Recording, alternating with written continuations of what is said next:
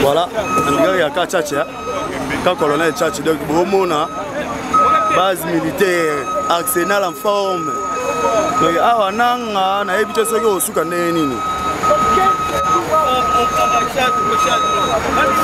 On a évité ce son, nous avons pas Tony. Oh, nous sommes blindés. On va blender outils ici. On la chante, il faut qu'on la chante.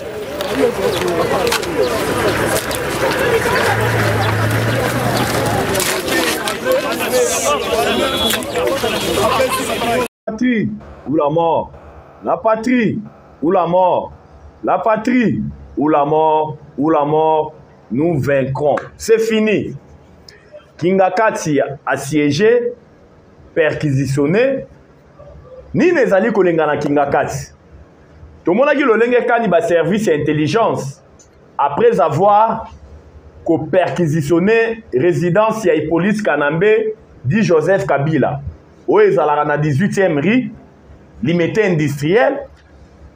Aujourd'hui, Kingakati assiégé. Ni nezali koleka au moment où ça l'émission. Ni bakuti kuna. Donc, on a émission à l'élo. Hier, le Conseil de sécurité a siégé Nini Balobi Nakati. Représentante du gouvernement Zalakiwana, na kombo Madame Thérèse Kaikwamba, Nini Lobami Nakati. Bref, année que Boebi, la résolution 2773, les lieux alliés déjà 54 jours. Applicabilité na yango, Isa au rendez-vous T. Ba Rwandais bazo respecter en côté. Tout ce qui a été prévu dans la résolution ana, si lelo et ça les mina noté. Toko miwapi. Toko lobelango na émission lelo. Débat ils ont continué toujours entre État unitaire na fédéralisme. To moni lolenge kani Willy Mishiki. Boyebi qui est Willy Mishiki. Azali natif ya territoire ya Walikale précisément la province ya Nord Kivu. Willy Mishiki alobini azo soutenir fédéralisme. Avancer pe ba argument na ye. Oyo ba kongomani mususu balobi eza probant, oyo ba kongomani pe mususu balobi eza probant te. La diplomatie agissante ya tata mokonzi ekolo Fachi Beton, to komi na niveau nini. La politique tolobaka, il n'y a jamais eu des amis permanents, il n'y a jamais eu des ennemis permanents, mais la politique elle est basée par les intérêts. Ezali bongo basijo tolobela na émission na biso ya mokolo lelo. Sans plus tarder, c'est votre humble serviteur na kombo Jonas Ngandu surnommé Charles Onana. Tolobaka pour l'amour du Congo, on ne se taira point car le Congo c'est notre dénominateur commun. Bah bonjour, bah bonsoir, cela dépend de l'heure à laquelle vous êtes en train de suivre notre émission. Sans plus tarder, la paire a changé de côté. Madame Olive Lembe, ancienne première dame Yambo Canabiso, est en train de pleurnicher comme un enfant. À l'objet que, oh, ezali ko sale mezali persécution politique. Oh yo, le régime actuel ezali ko infliger na bango, et puis honneur na bango le lieu eza bafoué, ba activité na bango nyo surtout aux arrêts. Mais ma Congolais de père de mère Botoune, mais qu'est-ce qui se passe? Ezali nini? Vous le savez très bien que Nicoléo Tukoleka, résidence, il y a Joseph Kabila Kabange, Moko ezalaka na 18e rue, na limité industriel, ba service, il y a l'État, ba kota kiti na kati, pour na kota la, biloko nini ezalaki na kati ya résidence wana. Mais Bogotou na biso lelo, pourquoi pendant tout ce temps-là, réquisition ezalaki lolenge kan ezali kosalema lelo te. Mais vous le savez très bien que Hippolyte Kanambe dit Joseph Kabila, lelo laksi noir sur blanc que yenda zali parrain ya ba le M23. yende alobaki ke le M23 o le M23 zali ko sala et bomeli bato le M23 zali ko boma bato na partie orientale ya mboka na biso ezali aspiration ya peuple congolais. Bolandi pe lolenge kana otaki ko annoncer na mikolo oti ko lekake akokita na ville ya Goma.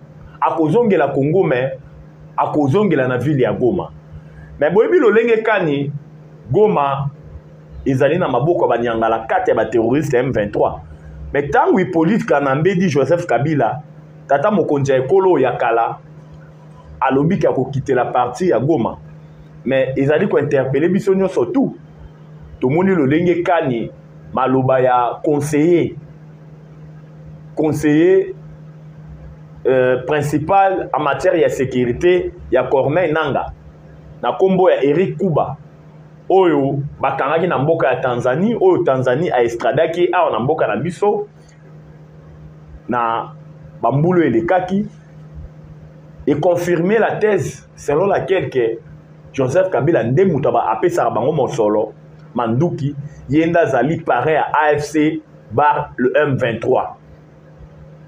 Yango bomoni après avoir kokanga bato na ye otobengi na kombo bato amani za Hippolyte Kanambe oyo etikaka manduki na partie orientale oyo ekenda ko renforcer le M23 tango bakangaki yango na bamwe euti koleka erevelaki biso makambo ebele na kati wana et puis esuki kaka wana te bamobondo oyo bazali ko déstabiliser partie ouest ya mboka na biso précisément na bandundu na maluku oyo objectif principal na bango ezalaki komona lolenge kani ya komema insécurité na ville province ya Kinshasa mais oyo bakoka te ba échoua preuve aneke mokonzi ya bamobondo oyo Kabila pesa bango manduki na biloko kolia na kombo ya Cobra bomonaki lolenge kani ezalaki abati ye mutu alimwaka mais lisa sezwaki ya kufi na contre-offensif oyo armée congolaise emenaki na ville ya Bandundu.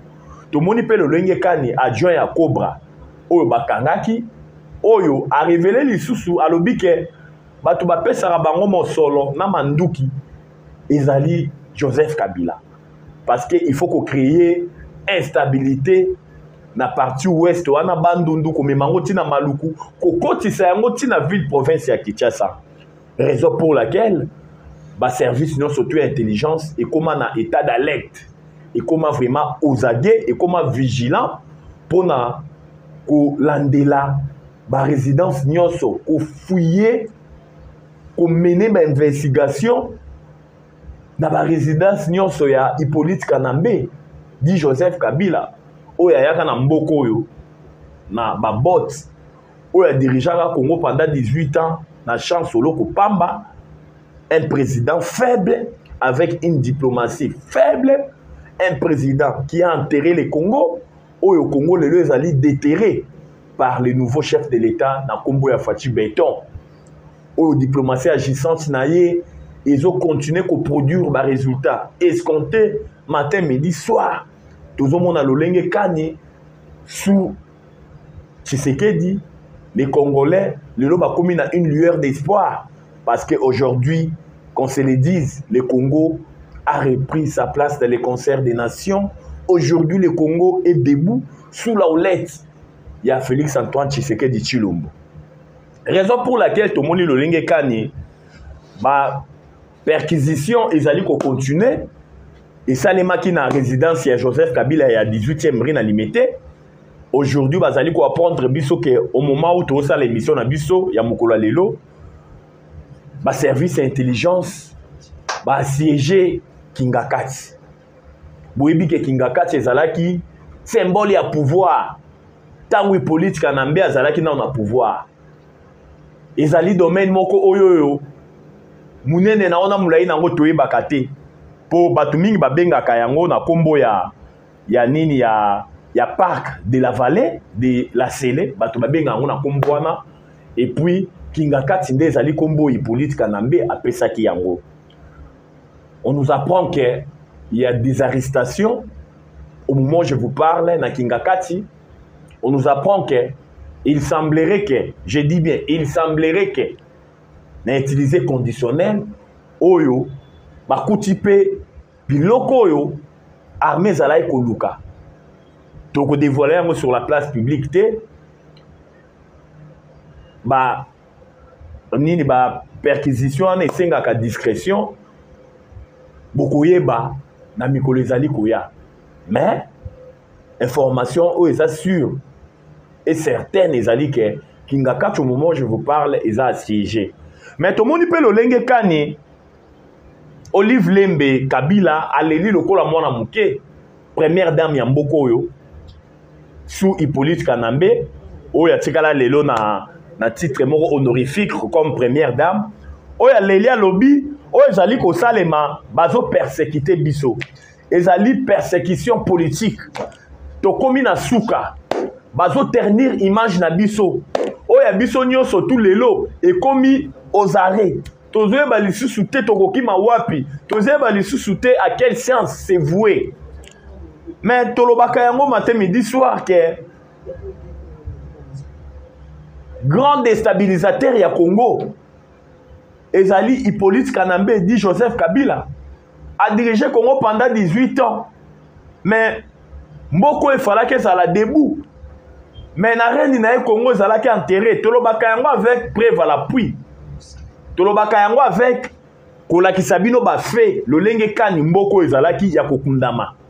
Sur Hippolyte Kanambe dit Joseph Kabila. Total anano, lors il y a passation à pouvoir entre lui et le chef de l'État actuel Nakombo Fachi. Beaucoup remarqué même na budget ya mboka oyo batikelaki biso ezalaki ko refléter grandeur ya Congo te. Bobi que Congo est dans la dimension continentale avec une superficie de 2 345 410 km², pays continent. Mais quand on vous laisse un budget de 4 milliards, y compris les appuis budgétaires, quand on parle des appuis budgétaires, ce sont des sous, misolo et ou takaipa ya bapaya. Il y a un monde qui a renforcé le budget.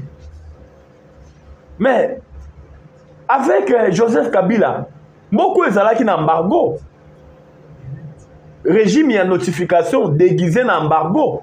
On ne pouvait pas se procurer des armes. Le Congo était enterré. Kabila a fait pendant 18 ans avec régime et notification, mais embargo. Mais il a fallu Tshisekedi Aya. Parce que la première mandature, embargo a extirpé. Aujourd'hui, le Congo a repris sa place dans les concerts des nations. Je ne le cesserai jamais de le dire. Raison pour laquelle Bissouba Congoman est des pères et des mères. Tout cas, moi, quand tout le monde a Hippolyte Kanambe dit Joseph Kabila, les lois s'est transformées dans donner des leçons. Tout en disant que Nathan, on a une démocratie au rendez-vous. Batimi ezalaki na mboka. Mais non, c'est faux et archi faux. Aussi, Thérèse Mukendi, Rossi Mukendi, Thérèse Kapangala, Arma Tungulu, des militaires qui ont été des combattants de l'IDPS qui ont été brûlés vifs dans permanence à partie. Des fausses communes dans Maluku. Des gabégies, ces pays étaient caractérisés par des gabégies, des gabégies financières. Il y avait des choses surtout au énumérer, des boires et Hippolyte Kanambe, peut-être au commissariat Tongo. Donc bref, il n'a aucune leçon à nous octroyer. Donc il n'a qu'à se taire parce que la plupart de ces sorties médiatiques, ce sont des sorties médiatiques ratées. To se peine la mobilisation tozo kayabana ya Goma au balobi soki politique Kanambe a osé ko fouler makolo na na ville ya Goma mieux vaut armée rwandaise boma bango nyonso ba ondima yango te tolobaka yango on ne libère pas un peuple se libère. Bana Goma, vous devez vous libérer, vous devez extirper la paix. Ennemi numéro 1 mutu na mokili ezalaka kobanga. Nous sommes de cœur avec vous. Tous en abino et longo. Et zala ibongo premier sujet na biso ko la tabino le lenge kani Olive Lembe Kabila azo pleurnicher le quoi mwana muke pour ayebi que sort na bango bientôt là ekozala scellé. Bientôt là il y aura un procès contre Hippolyte Kanambe.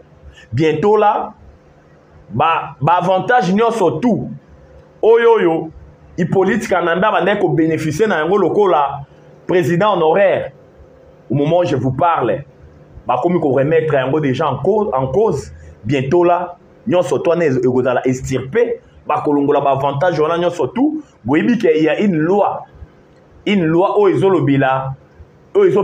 privilège, la loi sur la science statistique qui est chef de l'État, quelque chose comme ça. Oui, chaque mois, au-delà, il y a 500 000 $. Oui, vous allez payer un avantage et belé. Mais, bientôt là, mon beko wana, bakoche ya ngona nous pandi. Avantage nous soit zalaki na ngolo kola, mokonza mboko ya kala, bakozwa bakoche ya ngona nous pandi. Et puis, Constant Moutamba a autant qu'on annoncé biso na mikolo ezali koya que bientôt là il y aura, comme j'ai à le dire, un procès. Oyo bako condamner Hippolyte Kanambe, dit Joseph Kabila par défaut parce qu'azali sur place na mboka te. Toyebi ke yenda zali paré à la M23, toyebi ke yende muto azali on a pour déstabiliser les pouvoirs actuels parce qu'azwaki Congo lokola royaume oyo alobaki que je ne vous dirai pas adieu, mais je vous dirai à bientôt. Donc yazwaki Congo lokola royaume accueilli azonga acha Congo na un gouvernabilité moko totale de telle enseigne que population akanisara toujours yé. Mais le peuple n'est pas dupe. Ba Kongomani des pères et des mères le ba comprendre le lenge kani yende mutazali ko déstabiliser mboka na biso na maïnion sezali ko na partie orientale na maïnion sezali ko na bandundu na maluku ba comprendre que yé prévenez que un homme d'affaires indien to lobaka yango na ben mission na kombo ya Arisha to moni le lenge kani tangu Arisha o bakangaki o azali homme d'affaires indien azali na bomengo ebele oyo nga na kobenga azali lokola gérant ya Hippolyte Kanambe dit Joseph Kabila a révélé ki pe ba secret belé azali awa Arisha wana yende mokonzi ya serveur air service air ba pyramide ba Hilton Hotel ba HJ Fondation ba HJ. Donc il a une panoplie de sociétés ici oyo azui yango sous sous Joseph Kabila Kabange. Raison pour laquelle tout le monde est des révélations en révélation. Mais bah Congomani bokotuna. Mais boni en coucou, ils allaient continuer ko bima na poissa 10 jours au lendemain. Mais pour tout le bakanza bazala congolais. Dieu est congolais. Congo soki zambete to ebite mboko yo, tonga to zala ndenge nini. Mais quand on parle du Congo, on voit Dieu. Raison pour laquelle Nzamba kotili kamba ba congolais. Zamba koti likambo Congo, Zamba lobi, oloko na oloko ezala na ebandeli, ezala pe na suka na yango. Maintenant toza ko assister na suka nyonso tout, o elelisi bande ba Kongomani, o etimboka o en genou, yango ekomi na suka. Sans plus tarder, na émission na biso mokola lelo tolobaki deuxième sujet na biso eko tala makambo tali lisolo o elekaki lobi na Conseil de sécurité des Nations Unies. Boyebi ke lobby Conseil de sécurité des Nations Unies, ba fandaki lisusu. Et pas na biso muto a représentaki biso ezali la ministre des Affaires étrangères na kombo ya mama Thérèse Kaikwamba, tout fait tout flamme. Ezalaki bongo li solo na bango Conseil de sécurité fandelaki lobby. Ezalaki kotala le lenge kani makambo ezali ko salema na est ya partie orientale ya mboka na biso. Boyebi ke Conseil de sécurité abimisaki résolution babengi la résolution 2773 o esengaki cesser les faits o esengaki na ba troupe ya le sanguinaire Paul Kagame babima na Congo oyo esengaki makambo ebele.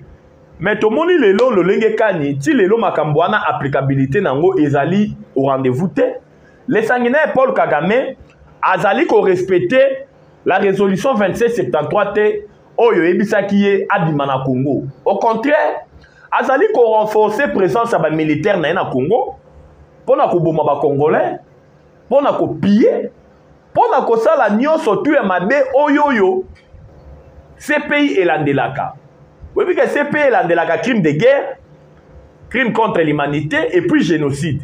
Mais tout le monde le lenge kani ba exécution sommaire ezali ko salema na partie orientale ya mboka na biso bolanda ki gouverneur ya Sud Kivu na mikolo uti koleka apesa ki bilan ya bakongomani bazali ko boma bango na armée rwandaise na M23 chaque jour 42 personnes au bazali ko kufa chaque jour au armée rwandaise abomaka chaque jour na Sud Kivu.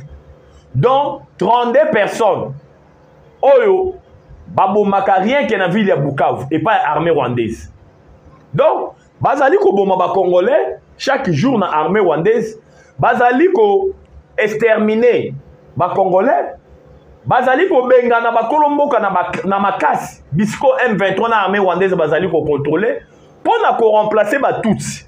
Ezalaki bongo maloba ya Thérèse Kaikwamba Wagner lobby na Conseil de sécurité des Nations Unies. Oh maman Thérèse, notre ministre des Affaires étrangères, a sengaki na Conseil de sécurité, ba FDLR bazonga na Rwanda. Place ya ba FDLR eza na Congo te. Parce que ba FDLR na Congo ba koti awawa na 1994. Oyo lelo ba FDLR bazali susu na capacité moko ya nuisance te. Bazali susu na makasi ya kosala ma bitumba na mboka Rwanda te. Mais FDLR ezali ko bomba na Congo. Ya moto monangi lolenge kani lobby na Conseil de sécurité des Nations Unies. Mama Thérèse Kaikwamba asengaki na ba FDLR bazonga na Rwanda. Place na bango ezali na Congo te. Bazonga nde na Rwanda. Po bazali ba Rwandais. Tous biso ba Congolais tozali ko senga dialogue inter-rwandais. Ba Rwandais pe ba fanda mesa moko ba dialoguer ba luka kimia na mboka na bango. Olemba yaka ko déstabiliser Congo. Parce que tozali ba voisins à vie. Ba frontière na biso ko zalaka na ti mukolo nzamba ko zongaka. Ti mukolo momokilo ko kufaka. Mais pourquoi seulement vouloir déstabiliser la partie orientale? Créer l'insécurité pour piller nos ressources minières, pour exterminer les Congolais avec des visées expansionnistes. Oyo ezalaka apanage, il y a les sanguinaires Paul Kagame. Raison pour laquelle Madame Thérèse Kaikwamba alobi, non, cette fois-ci, ba FDLR, Tolobaka yango depuis kala, bazonga na Rwanda, pour ba FDLR, bazali koboma na Rwanda te, mais babomaka na Congo. Toujours dans le même ordre d'idée, Tomoni, Maman Thérèse Kaikwamba, Asengi, il faut Rwanda à la sanctionner. Rwanda a la sanctionner directement. Vous voyez que si le Rwanda a continué à piller les ressources minières et en Canabiso, Maman Thérèse Asengi embargo. Baba Rwanda ba embargo na ma minerai nyoso bazali ko piller. O ils ont permettre bango ba somba manduki pour ba déstabiliser toujours la partie orientale ya mboka na biso. Ezalaki bongo maloba Maman Thérèse. Mais boni la résolution 2573 oyo ya organe suprême ya mokili to bengi na kombo ya Conseil de sécurité des Nations Unies. Applicabilité nango ezo poser problème. Ba sanction ezali wapi? Pourquoi cette politique de deux poids, deux mesures? Regardez ce qui se passe en Ukraine, entre la Russie. L'Ukraine est agressée par la Russie. Mais regardez comment Mokil Mobimbeza s'est mobilisé pour infliger des sanctions lourdes contre la Russie. Aujourd'hui, Baris Bazali isolé diplomatiquement. Économie russe, Ezali le lot fragilisé. Maintenant, pourquoi contre les Rwandais, ça doit tarder, ça doit prendre du temps? Makambozo salema na pas ya torti, ndenge torti salemaka, ndenge makambozali ko salema. Makamboza statico, il n'y a pas de l'évolution. Raison pour laquelle les sanguinaires Paul Kagame, azan ko s'entêter, azan continuer, continue ba troupe nae. Na risque c'est M23 pour tuer les Congolais, pour occuper.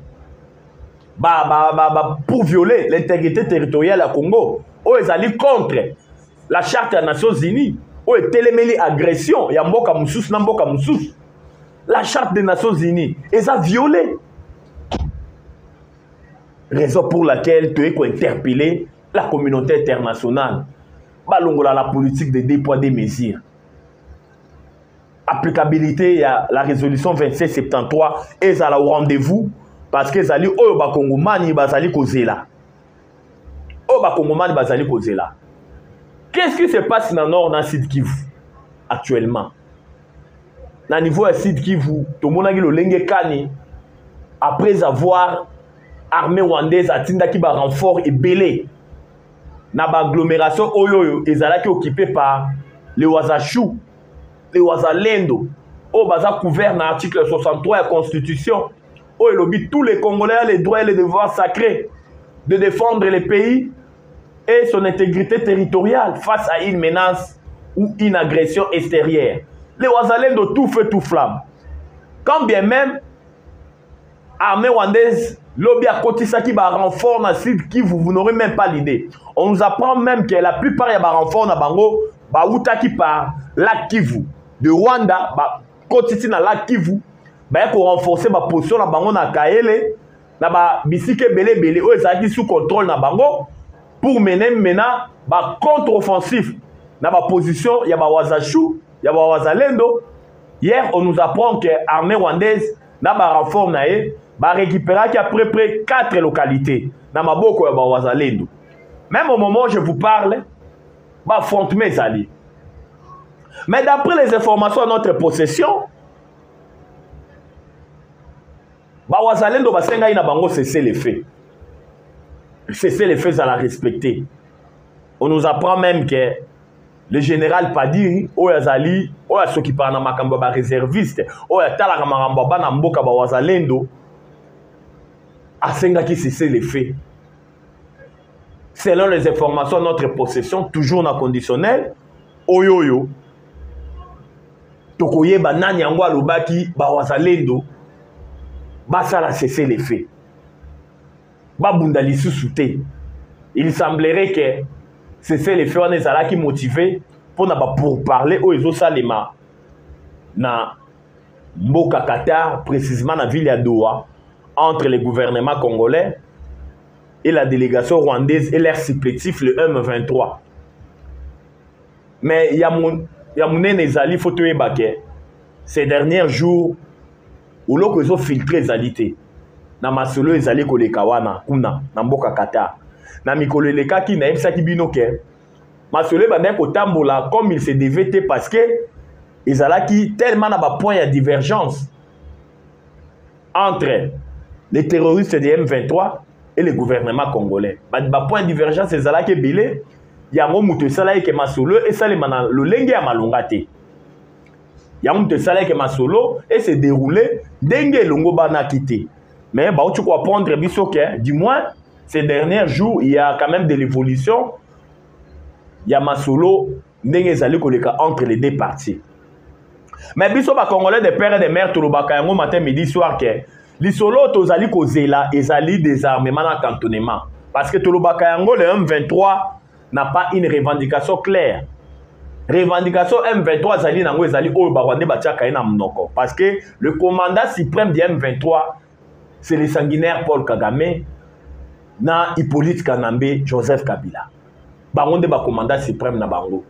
Parce que le M23 n'a pas une revendication claire. À part eux, batie na mnoko.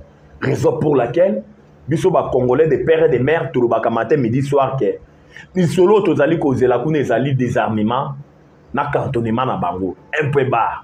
À part yango, ezali na solo mususu tokoyi kozela te. Pour biso ba Congolais des pères et des mères, to kondimaka jamais que groupe ya ba Congolais moko bazala manipuler, bazala comme ba pakebo pour ba boma ba Congolais. Après avoir koboma ba Congolais, ba ko réclamer ba poste, ba ko réclamer intégration na bango na au sein ya institution. To kolingaka yango te. To lingi to lobela maintenant malgré tant ekomi ko semble biso un peu de défaut. To kolobela maintenant makambo etali État fédéralisme maintenant État obabengi État unitaire. Tolandi Willy Mishiki, boyebi ki Willy Mishiki. Peut-être na ba o bayebi Willy Mishiki te. Willy Mishiki azali moko ya bato ya Est, moko azali natif ya territoire ya Walikale o alobaka tangu Kondo Etienne Tshisekedi wa Mulumba zalaka de res mémoire. oyo alobaka ke ndenge akei soin na ye wana na mboka Belgique aozonga te eza moto oyo oyo balobaka na lopoto ajetaturaka mabe na papa Etienne Tshisekedi ke ndenge akendaka basoin médicaux wana akozonga te tomonaka mpe lolenge kani Etienne Tshisekedi wa Mulumba de Rez Mémoire notre premier docteur en droit azongaka te azongisaka molimo na ye epai ya Kolo Nzambe na mboka Belgique. Raison pour laquelle tomoni kaka Willy Mishiki wana aoti pe ko émettre pe son avis en rapport avec état fédéralisme oyo azali ko soutenir yango qu'il faut tozala na état fédéralisme na Congo pour gestion ezala ya malunga parce que selon ye alobi ke centralisation nyonso to ezali na ville province ya Kinshasa nde ezali ko s'enrichir projet à 145 territoires ezotambola lolenge ya malunga te parce que tout ezali centralisé na ville province ya Kinshasa alors que yazali natif ya Walikale de Walikale ti na ville province ya Kinshasa c'est c'est plus de 2000 et quelques kilomètres alors que de Walikale na Goma c'est à peu près 200 et quelques kilomètres. Alors, il y a à quoi appuyer état fédéralisme. Pour l'état fédéralisme, tant que Mboka et la province et la gestion autonome, il faut dépendre de Bango Moko et booster le développement. Alors que dans l'état unitaire, il faut passer par Kinshasa, détourner le Kinshasa, à soutenir Yango. Oh, biso ba Congomani des pères et des mères. Na mboka na biso lokola Congo oyo mboka oyo au moment je vous parle ils ont agressé mboka ils ont ba problème to engager ba débat au état libre état fédéralisme ba état unitaire ba débat wana pour l'instant ça n'a aucune espèce d'importance. Le plus important total la unité d'abord ya mboka total la lolenge kani ba village na ba cité na ba agglomération ils ont na maboko ba nyangala kata ya le M23 na armée rwandaise ils ont d'abord reconquis. Et puis ce genre de débat viendra après. Nous, biso ba Congomani de père et de mère, on n'accepterait jamais que to yesus na beta to balobela mambo beta fédéralisme na kati ya mboka na biso. Pour wana se balkaniser les pays. Pour ezana bato belé bazana ba viser moko ya koluka lolenge kani ya ko balkaniser mboka na biso. Bah, si j'ai zalake belé, bomoni que état fédéralisme, maintenant état unitaire, on n'a pas eu le temps, assez de temps de pouvoir disséquer Yango, raison pour laquelle tout ce qui pour Congo Flash, la chaîne la plus suivie, Zali Kambwangonga. Pour Nalelo, tout ce qui awa, numéro n'habitué Zali plus 243 89 77 525 44 plus 243 89 77 525 44. La patrie ou la mort. La patrie ou la mort. La patrie ou la mort. Ou la mort, nous vaincrons. Nabomo Konde Tokolonga. Je dis et je vous remercie. Ciao. À la prochaine.